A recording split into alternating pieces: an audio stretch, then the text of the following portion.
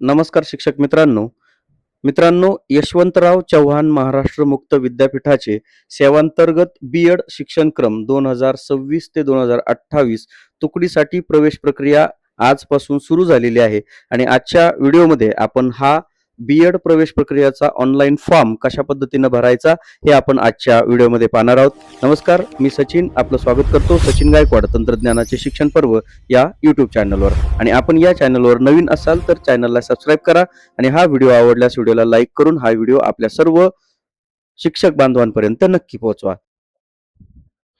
यशवंतराव चव्हाण महाराष्ट्र मुक्त विद्यापीठ Nashik सेवांतर्गत B Ed P108 हा या शिक्षणक्रमाचा कोड आहे.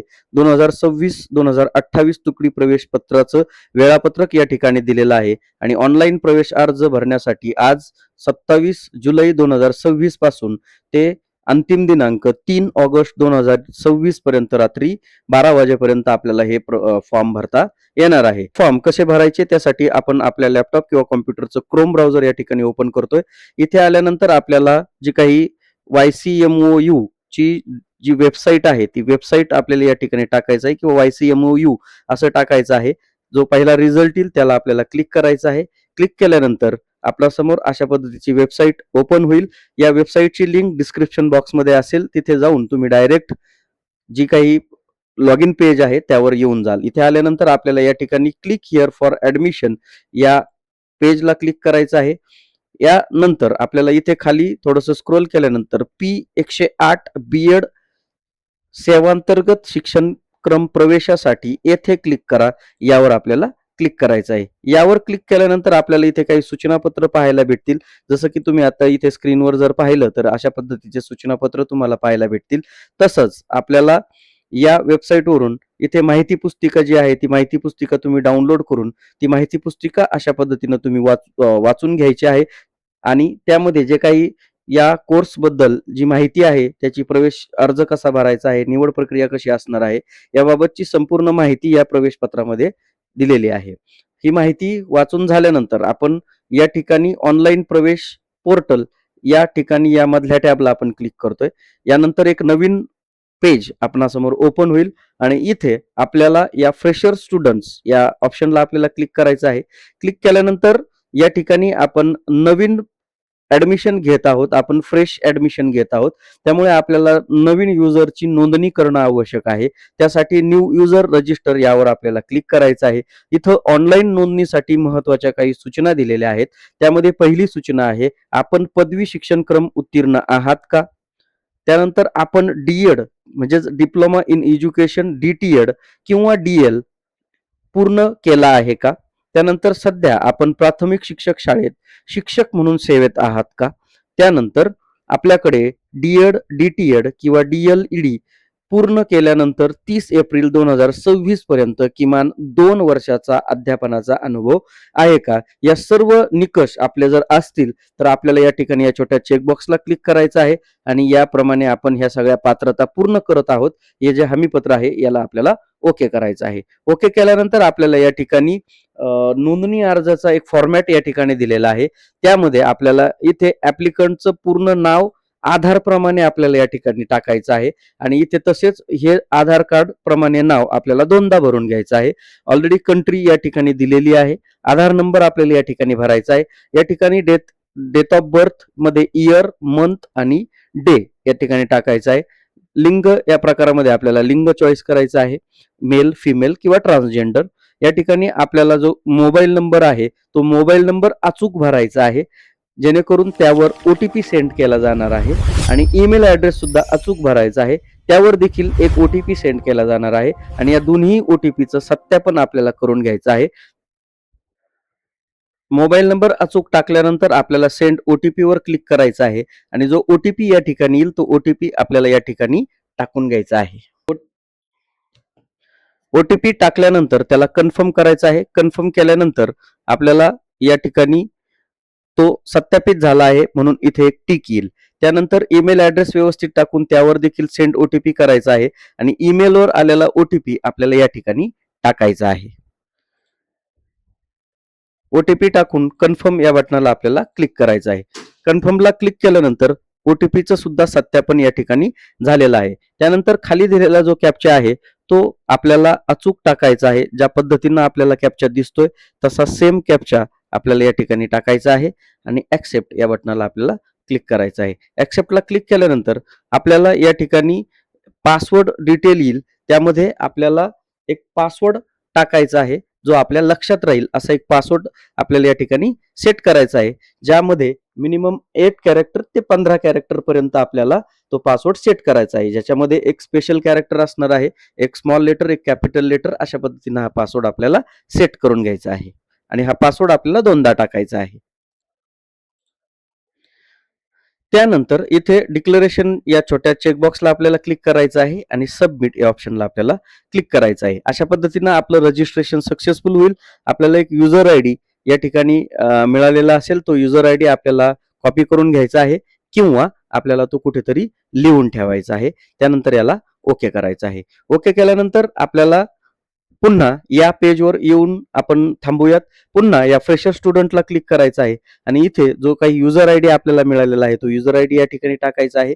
जो काही पासवर्ड आपण सेट केला होता तो पासवर्ड पुन्हा एकदा आपल्याला या ठिकाणी टाकायचा आहे. खाली दिलेला कॅप्चा कोड अचूक टाकून आपण आपली लॉग इनची प्रक्रिया करणार आहोत. कॅप्चा अचूक टाकायचा आहे आणि एकदम सोप्या पद्धतीने कॅप्चा दिलेला आहे. लॉग इन या बटनाला आपल्याला क्लिक करायचं आहे. त्यानंतर आपणासमोर यशवंतराव चव्हाण महाराष्ट्र ओपन युनिव्हर्सिटीचे काही की पॉइंट्स या ठिकाणी दिलेले आहेत. ऑनलाईन प्रवेश अर्ज भरण्याबाबतच्या काही सूचना, महत्वाच्या सूचना या ठिकाणी दिलेल्या आहेत. आपण सध्या ऑनलाईन प्रवेश अर्ज भरणे सुरू करण्यापूर्वी खालील गोष्टी आपल्या हाताशी ठेवायला पाहिजेत. ज्यामध्ये जात पडताळणी प्रमाणपत्र मिळाल्याची तारीख, अध्यापन अनुभव तपशील, नेमणूक आदेश, पदवीधर वेतन श्रेणी आदेश, त्यानंतर शैक्षणिक तपशिलामध्ये डी.एड, डी.टी.एड किंवा डी.एल.एड, पदवी, पदव्युत्तर किंवा यशवंतराव चव्हाण महाराष्ट्र मुक्त विद्यापीठातून मिळवलेल्या पदवी, पदव्युत्तर पदवी, पदविका प्रमाणपत्र इत्यादींचा तपशील, प्रवेश अर्जात भरलेल्या माहितीची अचूकता पडताळून पाहावी. त्यामध्ये काही दुरुस्त्या करावयाच्या असतील तर तो प्रवेश अर्ज अंतिम करण्यापूर्वी अथवा प्रवेश अर्ज सादर करण्याच्या मुदतीनंतर दुरुस्त्यांसाठी देण्यात येणाऱ्या विहित कालावधीतच करायच्या आहेत. चुकीच्या अथवा अपूर्ण माहिती असणारे अर्ज रद्द करण्यात येतील व पुढील प्रवेश प्रक्रियेत ते विचारात घेतले जाणार नाहीत. चुका दुरुस्त करण्यासाठी दिलेल्या मुदतीनंतर अर्जदारांना प्रवेश अर्जातील माहितीत कोणत्याही दुरुस्त्या किंवा बदल करता येणार नाहीत. आणि आपला फोटो आणि स्वाक्षरीची स्कॅन कॉपी आपल्याकडे असायला हवी. उमेदवाराने माहिती पुस्तिकेत दिलेली सर्व माहिती काळजीपूर्वक वाचायची आहे.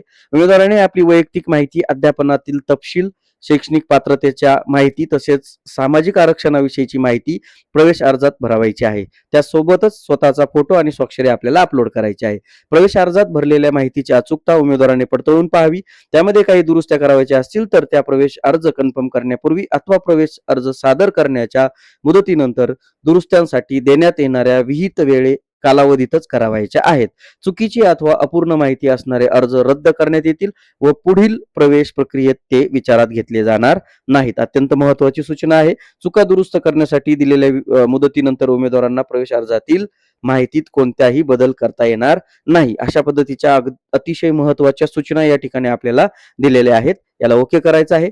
ओके केल्यानंतर आपल्याला या ठिकाणी पर्सनल डिटेल्स सुरुवात होते. या 10 गोष्टीमध्ये आपल्याला माहिती भरायची आहे. ज्यामध्ये बेसिक डिटेल्स आहे, ऍड्रेस डिटेल्स आहे, नॅशनॅलिटी आहे, कास्ट कॅटेगरी आहे, सोशल रिझर्वेशन आहे, वर्क एक्सपिरियन्स आहे, क्वालिफिकेशन डिटेल्स आहे, अपलोड सिग्नेचर, ऑदर डिटेल्स आणि प्रोफाईल समरी अशा या 10 विभागांमध्ये आपल्याला ही माहिती भरायची आहे. आता सर्वात पहिलं आपल्याला या ठिकाणी अर्जदाराचं आडनाव टाकायचं आहे. त्यानंतर या ठिकाणी अर्जदाराचं नाव टाकायचं आहे आणि अर्जदाराचं मधलं नाव इथं टाकायचं आहे. आईचे नाव इथं टाकायचं आहे. ऍप्लिकंटचा जो आयडी आहे किंवा एबीसी आयडी तो त्यावरील नाव आपल्याला या ठिकाणी टाकायचं आहे. त्यानंतर आपल्याला इथे परीक्षेच्या प्रमाणपत्रावर अर्जदाराचे अपेक्षित नाव, आडनाव, नाव आणि मधलं नाव या पद्धतीने आपल्याला या ठिकाणी नाव टाकून घ्यायचं आहे. त्यानंतर अर्जदाराचं मराठी भाषेतील नाव आपल्याला या रकान्यामध्ये टाकायचं आहे. जर तुमच्या नावात बदल झाला असेल तर यस, म्हणजे ज्या काही विवाहित महिला असतील तर त्यांच्या नावात जर बदल असेल तर तो या ठिकाणी म्हणजे आधार कार्डवरील नाव आणि नंतरचं नाव यामध्ये बदल असेल तर याला यस करायचं आहे. आणि इथे पुन्हा आपल्याला जे बदली झालेलं नाव आहे किंवा बदला आधीचं नाव असेल ते माहिती आपल्याला या ठिकाणी भरून घ्यायची आहे. त्यानंतर आपल्याला आपलं लिंग या ठिकाणी भरायचं आहे, जे की आपण ऑलरेडी भरलेलं होतं ते तसंच ऑलरेडी येईल. त्यानंतर आपल्याला आपल्या जन्माचं ठिकाण या ठिकाणी टाकायचं आहे. आपली वैवाहिक स्थिती अनमॅरिड, मॅरिड, डायव्हॉर्स किंवा विडो या पद्धतीनं आपली जी वैवाहिक स्थिती आहे ती आपल्याला या ठिकाणी सिलेक्ट करायची आहे. आपली जी काही मातृभाषा असेल ती मातृभाषा या ड्रॉपडाऊन मेनूमधून आपल्याला आपली मातृभाषा सिलेक्ट करावायची आहे. जी काही मातृभाषा असेल ती तुम्ही या ठिकाणी सिलेक्ट करा. त्यानंतर आपला जो काही धर्म असेल तो धर्म आपल्याला या ठिकाणी दिलेल्या ड्रॉपडाऊन मधून व्यवस्थित सिलेक्ट करा. आधार नंबर तुमचा ऑलरेडी इथे आलेला आहे. त्यानंतर आपल्याला एबीसी आयडी भरायचा आहे आणि हा एबीसी आयडी जर आपण कोणी मिळवला नसेल तर या ठिकाणी एक लिंक दिलेली आहे. या लिंकला क्लिक करून आपण आपल्या डिजिलॉकरच्या वेबसाईटवर जाऊन आपण आपलं जे काही एबीसी आयडी आहे तो क्रिएट करायचा आहे आणि तो एबीसी आयडी तुम्हाला अशा पद्धतीने दिसेल आणि जो एबीसी कार्ड जे आहे या ठिकाणी जो नंबर आहे तो नंबर आपल्याला लागणार आहे. तो नंबर आपण या ठिकाणी घेऊन पुन्हा या एबीसी आयडी मध्ये आपल्याला टाकून घ्यायचा आहे. त्यानंतर या ठिकाणी डीईबी आयडी सुद्धा विचारलेला आहे. डीईबी आयडी मिळवण्यासाठी या लिंकला आपल्याला क्लिक करायचा आहे आणि जो काही आपला डिस्टन्स एज्युकेशन ब्युरोचा नंबर आहे तो इथे आपल्याला मिळालेला एबीसी आयडी टाकून आधारवरील नाव टाकून डेट ऑफ बर्थ टाकून इथली सर्व माहिती भरून आपल्याला या ठिकाणी लगेचच हा डीईबी आयडी आपल्याला या ठिकाणी फ्लॅश होईल. जो काही डीईबी आयडी आपला असेल तो आपल्याला या ठिकाणी भरायचा आहे. त्यानंतर सध्या आपण ज्या शाळेत शिकत आहात त्या शाळेचा युडायस नंबर जो काही असेल तो युडायस नंबर आपल्याला अचूक टाकायचा आहे. उदाहरणार्थ मी या ठिकाणी एक युडायस नंबर टाकतोय. त्या युडायस नंबर टाकल्यानंतर आपल्याला त्या शाळेचं नाव या ठिकाणी आलेलं दिसेल आणि सर्व माहिती भरून आपल्याला नेक्स्ट या बटनाला क्लिक करायचं आहे. नेक्स्ट या बटनाला क्लिक केल्यानंतर आपला अपार एबीसी आयडी व्हेरिफिकेशन सक्सेसफुल होईल. याला ओके करूयात आणि हे सबमिशन सुद्धा होईल. याला आपल्याला पुन्हा ओके करायचं आहे. आता आपण बेसिक डिटेलचा टप्पा पार केला. त्यानंतर आपण पुढील टप्प्याकडे जातोय ज्यामध्ये आपल्याला आपला ऍड्रेस टाकायचा आहे. लोकेशन जे काय असेल ते आपल्याला त्यामध्ये आपल्याला tribal, rural, semi urban, urban आणि मेट्रोपॉलिटन असे या ठिकाणी स्थान किंवा लोकेशन दिलेलं आहे. ट्रायबल म्हणजे आपला आदिवासी एरिया असेल, रुरल म्हणजे आपला ग्रामीण भाग असेल, त्यानंतर सेमी अर्बन म्हणजे सेमी शहरी भाग, त्यानंतर अर्बन म्हणजे शहरी भाग आणि मेट्रोपॉलिटन म्हणजे महानगर असेल तर जो काही आपला राहण्याचा भाग असेल तो आपल्याला या ठिकाणी सिलेक्ट करायचा आहे. देशाचं नाव ऑटोमॅटिक येईल. इथे आपल्याला आपला जिल्हा निवडायचा आहे. जो काही आपला निवासाचा पत्ता असेल ते निवासाचा पत्ता आपल्याला या ठिकाणी टाकायचा आहे. जे काही आपलं गावाचं नाव असेल ते आपल्याला या ठिकाणी सिलेक्ट करायचं आहे. त्यानंतर आपलं जे काही पोस्ट असेल ते पोस्ट आपल्याला या ठिकाणी टाकायचं आहे. त्यानंतर जे काही पिनकोड असेल तो पिनकोड इथे टाकायचा आहे. त्यानंतर is permanent address same as correspondent address म्हणजे तुमचा निवासाचा पत्ता आणि सध्याचा पत्ता सेम असेल तर याला येस म्हणायचं आहे. आणि सर्वात शेवटी आपल्याला कॉन्टॅक्ट डिटेल्स मध्ये आपला mobile number, mail ID already आलेला आहे. अल्टरनेट ईमेल आयडी आपल्याला टाकायचा असेल तो या ठिकाणी टाका. हा व्हॉट्सअप नंबर असेल तर याला येस करा. येस केल्यानंतर आपल्याला इथे पालकांचा मोबाईल नंबर आणि पालकांचा ईमेल आयडी जर टाकायचा असेल तो ऑप्शनल आहे, कंपल्सरी नाही. टाकायचं असेल तर टाकू शकता आणि त्यानंतर नेक्स्ट या बटनाला आपल्याला क्लिक करायचं आहे. नेक्स्ट या बटनाला क्लिक केल्यानंतर आपली ही माहिती सबमिटेड सक्सेसफुल येईल. याला ओके करा. आपण पुढील माहितीकडे जातोय ज्यामध्ये आपलं नॅशनॅलिटी डिटेल्स आहे, ज्यामध्ये आपल्या कंट्रीचं म्हणजे देशाचं नाव आलेलं आहे आणि डोमिसाईलचं स्टेट म्हणजे आपल्या आदिवासाचं राज्य कोणतं आहे ते ऑटोमॅटिक आलेलं आहे. त्यानंतर नेक्स्ट या बटनाला क्लिक करायचं आहे, ओके करायचं आहे. त्यानंतर आपली कास्ट कॅटेगरी जी काही असेल ती कास्ट कॅटेगरी आपल्याला या ठिकाणी सिलेक्ट करायची आहे. त्यानंतर जर आपण कास्टमध्ये असाल तर आपलं कास्ट सर्टिफिकेट किंवा कास्ट व्हॅलिडिटी आपल्याकडे आहे का, आपणाकडे जात वैधता प्रमाणपत्र आहे का असा एक प्रश्न आहे. याला येस करा. येस केल्यानंतर पुन्हा आपल्याला नेक्स्ट या बटनाकडे जायचं आहे. सबमिटेड सक्सेसफुल होईल. त्यानंतर आपल्याला सोशल रिझर्वेशन इन्फॉर्मेशन येईल ज्यामध्ये पॅरलल रिझर्वेशन दिव्यांगत्व म्हणजे समांतर आरक्षण जे आहे दिव्यांगाचं, दिव्यांग असाल तर येस करा, नसेल तर नो करा. येस केल्यानंतर आपल्याला त्याचा दिव्यांगाचा प्रकार या ठिकाणी जो काही असेल ड्रॉपडाऊन मेनू मधील तो दिव्यांगाचा प्रकार आपल्याला या ठिकाणी सिलेक्ट करायचा आहे. त्यानंतर आपल्याला त्याची टक्केवारी टाकायची आहे.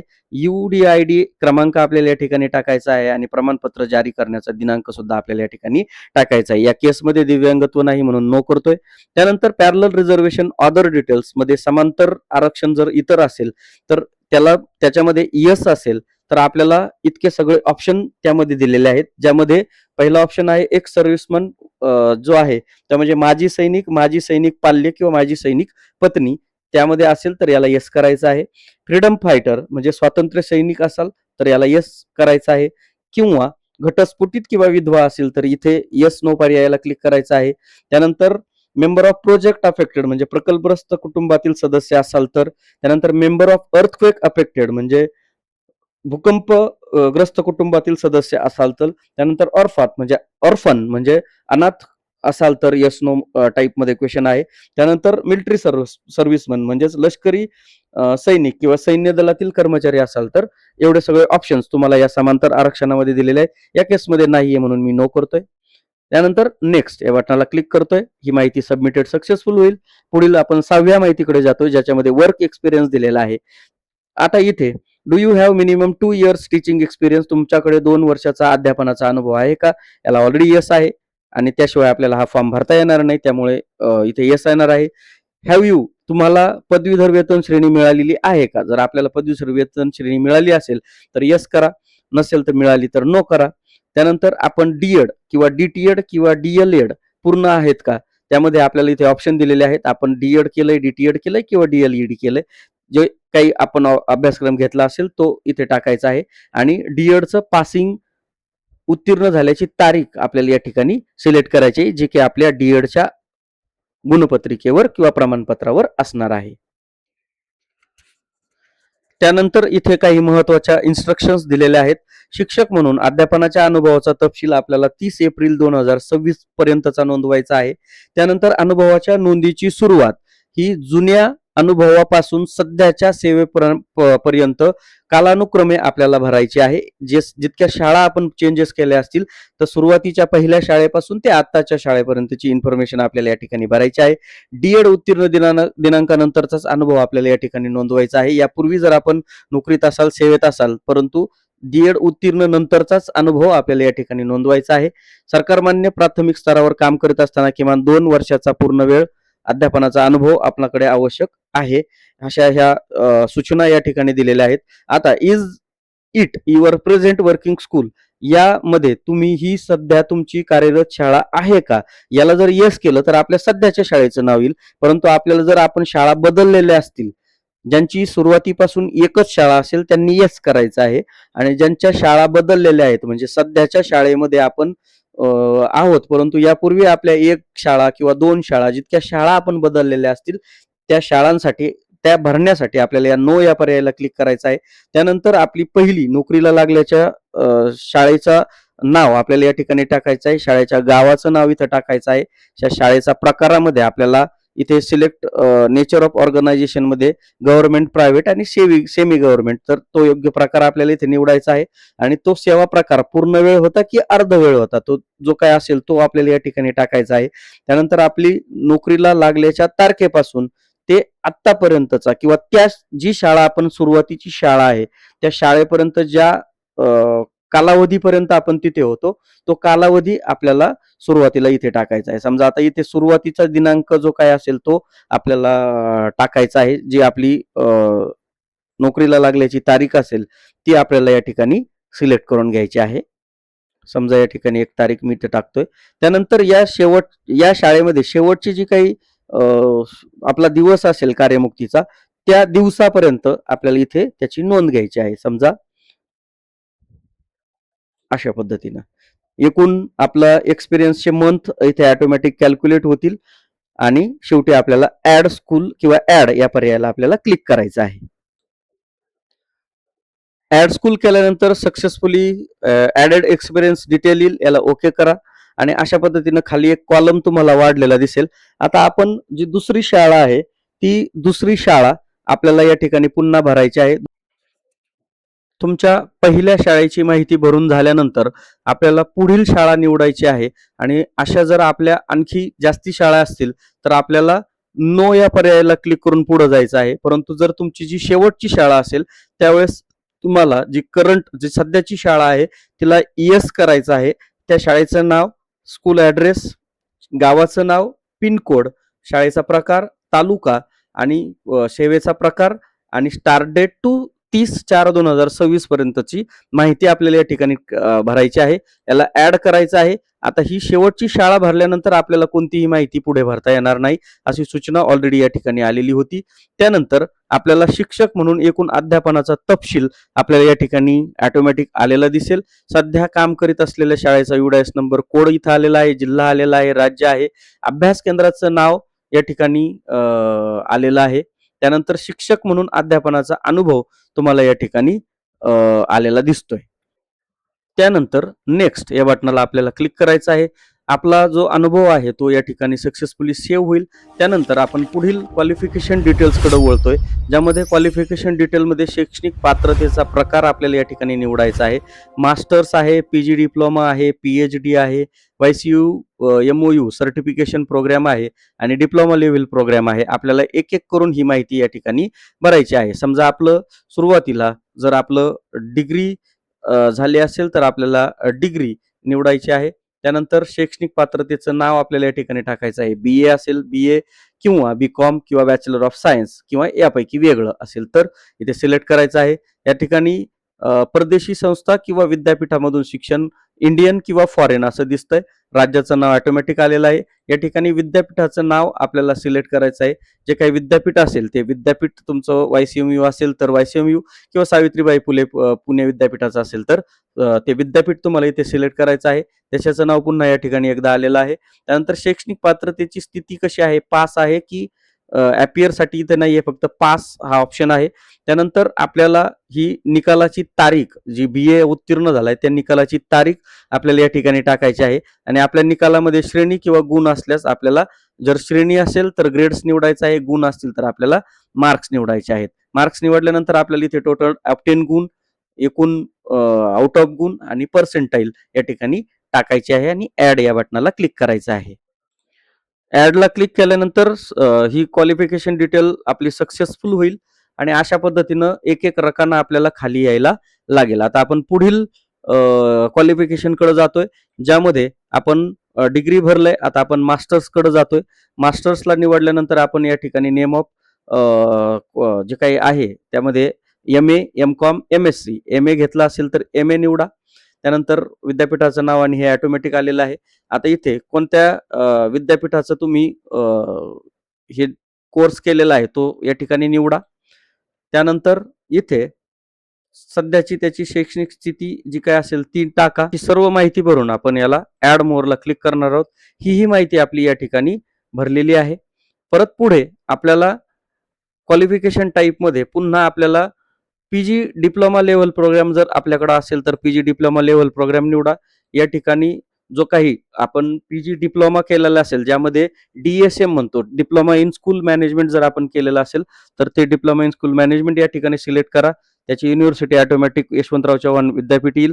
त्यानंतर त्याची स्थिती पासिंग निवडा आणि त्याची जी काही रिझल्टची दिनांक आहे ती या ठिकाणी टाका. मार्क्स असतील ते मार्क्स या ठिकाणी टाका आणि ऍड मोरला आपल्याला क्लिक करायचं आहे.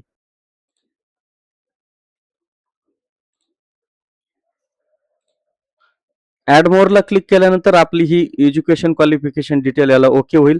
ओके केल्यानंतर त्याचाही कॉलम आपल्याला या ठिकाणी खाली आलेला दिसेल. त्यानंतर आपलं शैक्षणिक पात्रतेच्या प्रकारामध्ये जर आपली मास्टर्स दोनदा झाला असेल वेगवेगळ्या विद्यापीठामधून तर आपण या ठिकाणी मास्टर ऑफ पोस्ट ग्रॅज्युएशन निवडतोय. त्यामध्ये पुन्हा MA आपण या ठिकाणी निवडतोय आणि बाकीची ही सगळी डिटेल्स भरून ऍड मोरला क्लिक करतोय.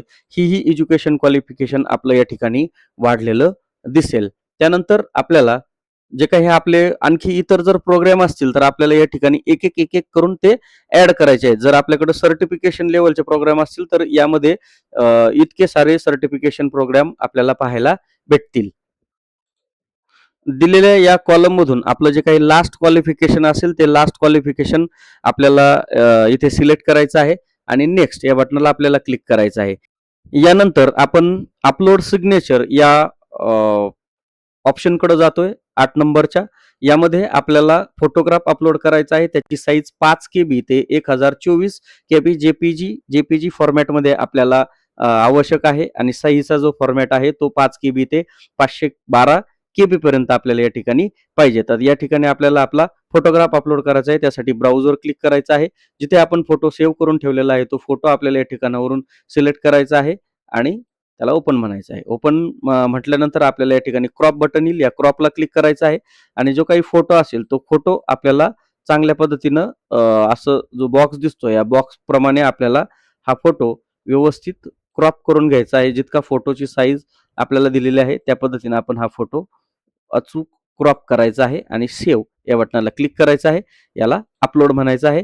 या ठिकाणी अपलोड होण्यासाठी थोडासा वेळ आपला या ठिकाणी जाईल. प्रॉपर साईजमध्ये हा फोटो असणं आवश्यक आहे आणि त्यानंतर हा फोटो ऑटो आपला अपलोड होताना या ठिकाणी दिसेल.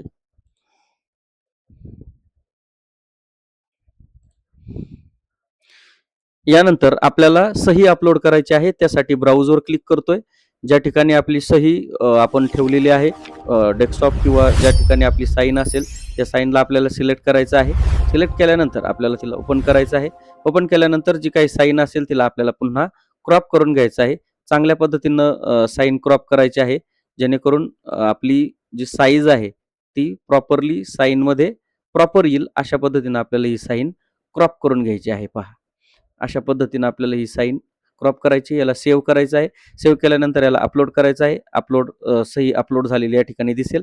नेक्स्ट या बटनाला आपल्याला क्लिक करायचं आहे. क्लिक केल्यानंतर आपल्याला अतिरिक्त अभ्यासक्रमासाठी अदर डिटेल्समध्ये या ठिकाणी काही माहिती आपल्याला भरायची असेल, स्पोर्ट किंवा आर्ट्स जे काही असेल ते आपल्याला या ठिकाणी भरायचं आहे. त्यामध्ये इथे त्या ॲक्टिव्हिटीचं नाव टाकायचं आहे. सहभागाची पातळी स्टेट लेव्हल, नॅशनल लेव्हल किंवा जे काही आपण इतर एक्स्ट्रा करिक्युलर ॲक्टिव्हिटीजमध्ये आपल्याला काही क्रमांक मिळालेला असेल तर तो आपल्याला त्याचं पोझिशन या ठिकाणी टाकायचं आहे. फक्त आपल्याला पहा इंटरनॅशनल, नॅशनल, स्टेट आणि रिजनल विभागीय पातळीपर्यंत ते इंटरनॅशनल पातळीपर्यंत आपल्याला जे काही एक्स्ट्रा करिक्युलर ॲक्टिव्हिटीमध्ये सहभाग नोंदवला असेल तर तो आपण या ठिकाणी टाकायचा आहे.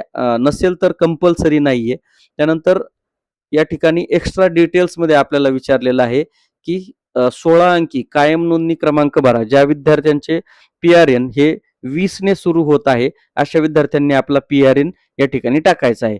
आता is your name register in voter list, आपलं नाव वोटर लिस्टमध्ये रजिस्टर आहे का याला येस करायचं आहे आणि आपला वोटर ID कार्ड नंबर या ठिकाणी टाकायचा आहे आणि या ठिकाणी आपला PRN नंबर जो जुना PRN नंबर आहे जो 20 न सुरू होतोय तो आपल्याला या ठिकाणी टाकून घ्यायचा आहे. त्यानंतर नेक्स्ट या बटनाला क्लिक करतो. ही माहिती आपली सबमिट होईल. त्यानंतर आपल्याला आपला एक प्रिव्ह्यू फॉर्मचा टोटल प्रिव्ह्यू या ठिकाणी पाहायला भेटेल. तो प्रिव्ह्यू एकदा आपण व्यवस्थित चेक करायचा आहे.